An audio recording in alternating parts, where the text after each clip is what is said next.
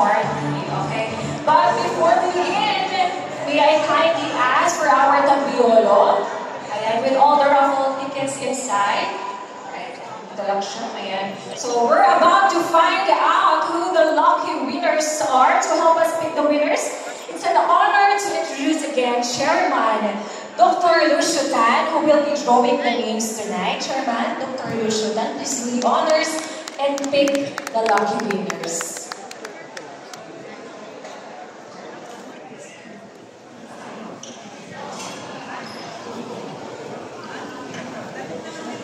Will receive a 2,000 peso voucher for a single receipt food and beverage purchase here at Century Park Hotel.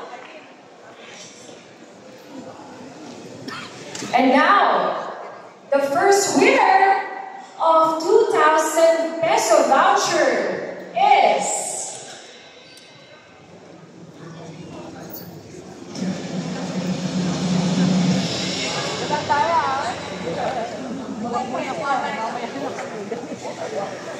again, our first winner of 2,000 peso voucher is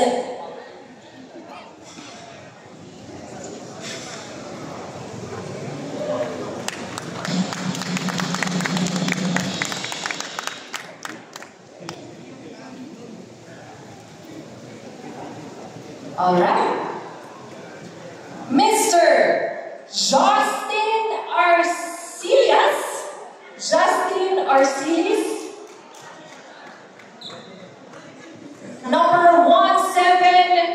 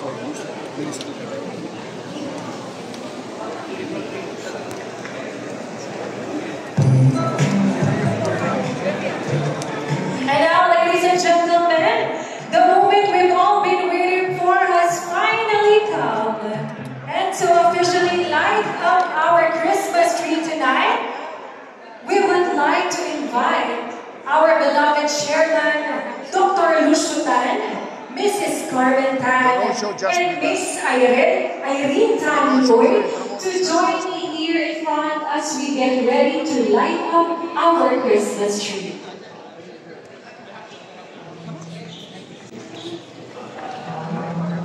And everyone, they invite you to all please stand. Hold up your glasses and get ready for a festive toast as we light up the Christmas tree.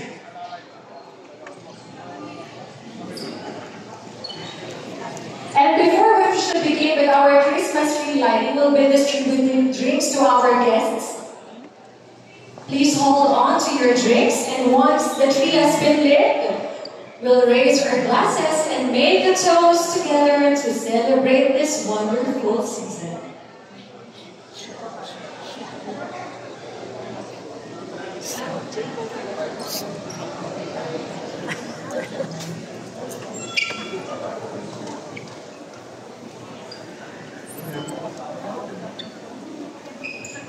Kulang.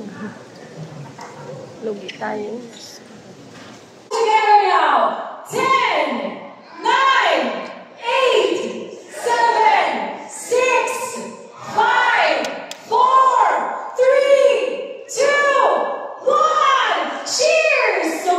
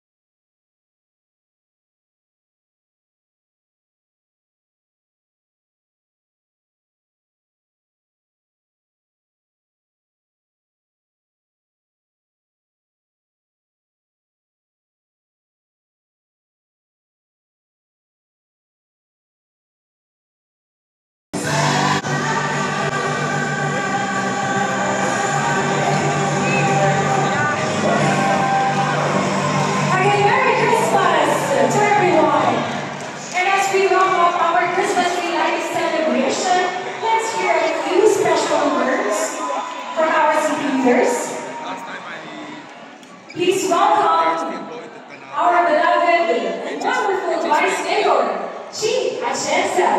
Let's give her a round of applause.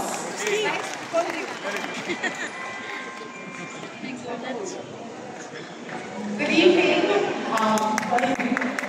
First and foremost, I would like to really say that this is the biggest Christmas tree that we have lit this whole season. But nevertheless, this starts and this really marks the start of the Christmas period. And I'm just here to say Merry Christmas, advance Merry Christmas, and we're grateful for all the help and support that you have given us throughout the country. Thank you very much. Thank you so much, Vice Mayor Chi, for those heartfelt words, and of course, to give us a few words from our beloved Mayor, Yorme Isko Moreno.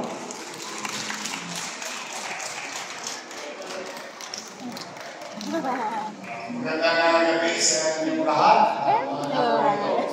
especially Sir Lucio, the wife and the family, and Filipino. I would just like to share some historical facts of how gracious at mapagbigay si Kapitan. Mas importante nga sa pamilya. Tawagin hindi namin natawag ng Lucio. During the time of Mayor Lee, I was then the Vice Mayor. And Mayor Lee came up with an idea to put up a hospital for 6th district of Manila. And I opened the place. Sheraton Hotel is a very good place. for an afternoon coffee and talk to Kapitan. Pero, Kapitan, meron kang underperforming property, no? Doon sa Santa Ana. Sabi ko, baka gusto mong tumulong sa Manila. Okay. Then start talking to his lawyer and went back to Erling. Sabi ko, Erling, meron na tayong loke, kaya lang iikot ko kay Kapitan. Pero may principle, he agrees already to putting her in the hospital.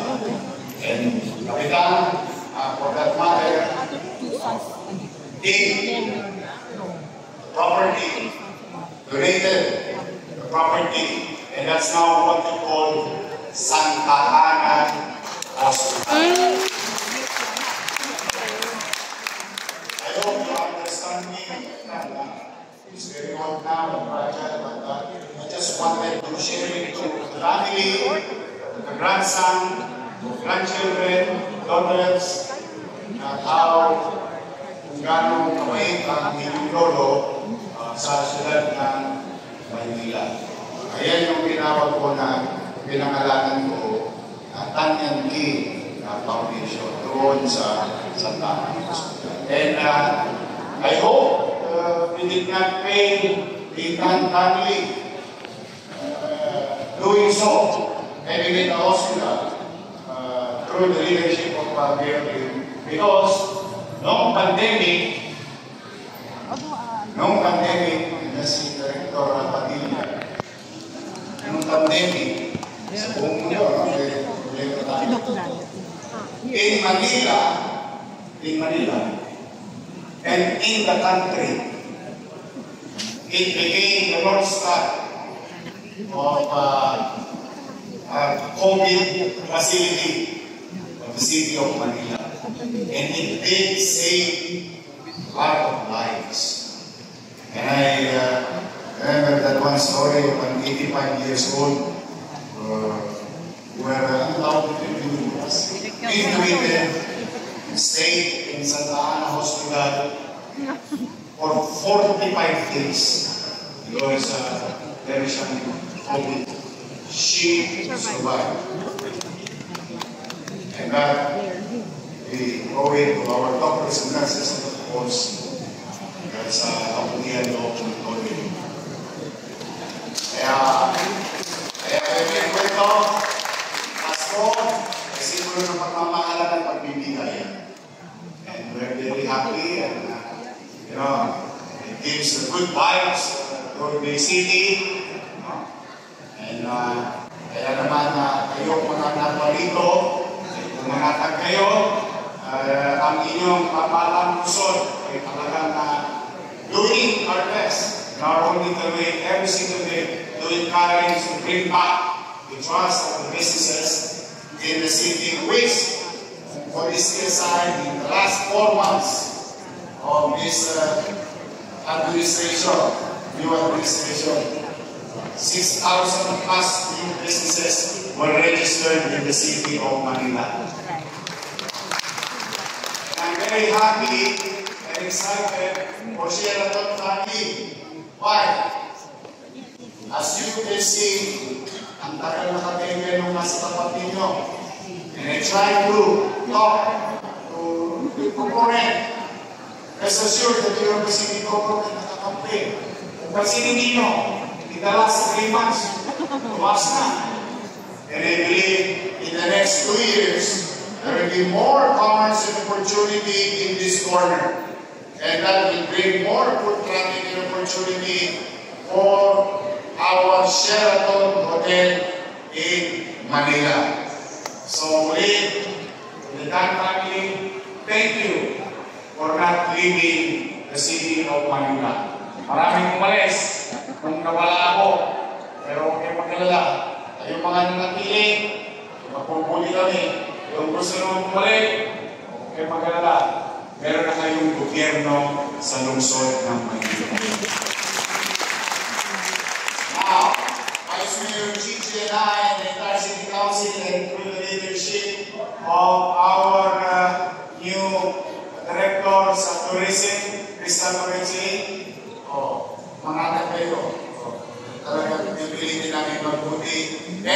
we wish this Christmas to be more peaceful, more healthy, especially to you, to everyone. And hopefully, 2026 will bring us a better year for everyone in the city of Manila, the people of Manila, the country, and the development. Merry Christmas and Happy New Year to each and every one of you. Magandang gabi at pagpalaan ng ako. Thank you.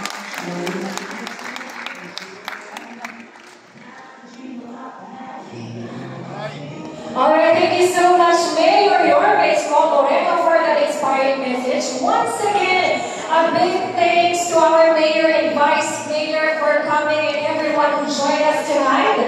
Let's give them a warm round of applause. And now to officially close our Christmas tree lighting celebration, we'd like to call on Miss Ana Maride Pidi Magiba, our own celebrating with us tonight and making Century Park Hotel your home away from home. Happy holidays, and may the spirit of Christmas travel with you wherever you go. Thank you, and magandang gabi po sa inyo lahat. Alright, thank you so much, Miss Ana Maride Pidi Magiba, for the heartfelt message. Now, before we officially wrap up the night, we'll have our photo ops, of course. May we request to come forward, Chairman Dr. Lucio Tan, and Mrs. Carmen Tan, and Mrs. Irene Tan Luy, and Mayor Isko Moreno, and Vice Mayor Chi.